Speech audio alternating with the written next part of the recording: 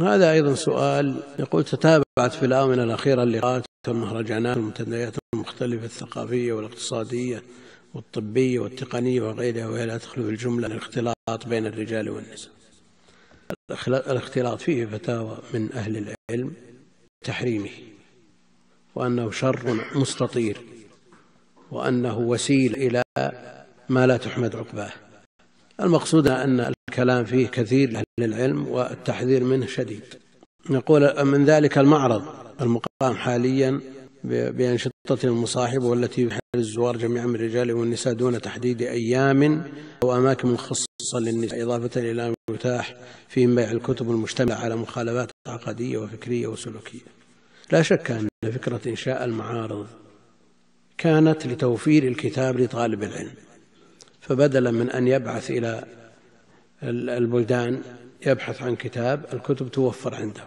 وبين أن يجوب أحياء المدن الكبيرة بين المكتبات ليجمع الكتب، المعرض يوفر له ذلك.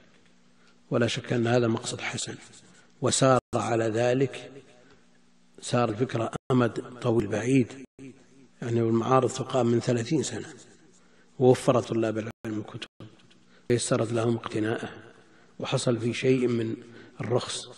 لكن الإشكال في السنوات الأخيرة حينما كثرت الدعوات إلى حرية الكلمة، ثم جاءت كتب لها ملاحظات كبيرة جدا قدية وأخلاقية وجدت، وكانت الكتب تفحص.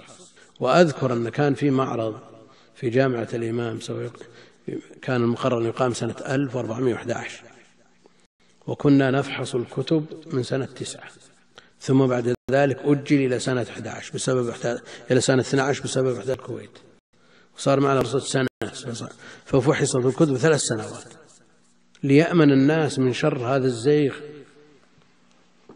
والكتب والروايات والقصص الإباحية بيعت في المعارض السابقة القريبة، على علم من أصحاب الشأن أو لا يعلمون. هذا على كل حال هو خلل. عليهم أن يتقوا الله جل وعلا في أن لا يقحموا شباب الأمة في ما لا تحمد عقباه.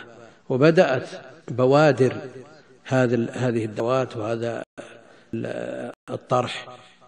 سنسمع بينة وأخرى من يكتب وينشر الإلحاد والزندقة، وما سب الله جل وعلا تعالى الله عما يقولون وسب نبي عليه الصلاة والسلام إلا من ثمار هذه القراءة في هذه الكتب. هذا نتاجه.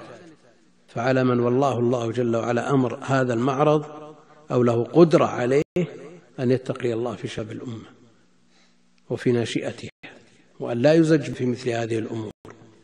ليس الأمر بالسهل، يعني ليس معصية يتوب منها، مع أن المعاصي شأنها عظيم وخطير، لكن هذا أخطر بكثير، إضافة إلى ما يصاحبه من اختلاط وتبرج، وفيما ينقل شيء يندى له الجبين، لا وفي قلة حياة بعد. حضرت يوم واحد في المعرض السابق حق العام الماضي ينقال أنه منع الاختلاط، والله في سخرية من أهل اللحى ومن بنات مع الأسف، وغمز وضحك، فيخشى من العقوبة. والله المستعان.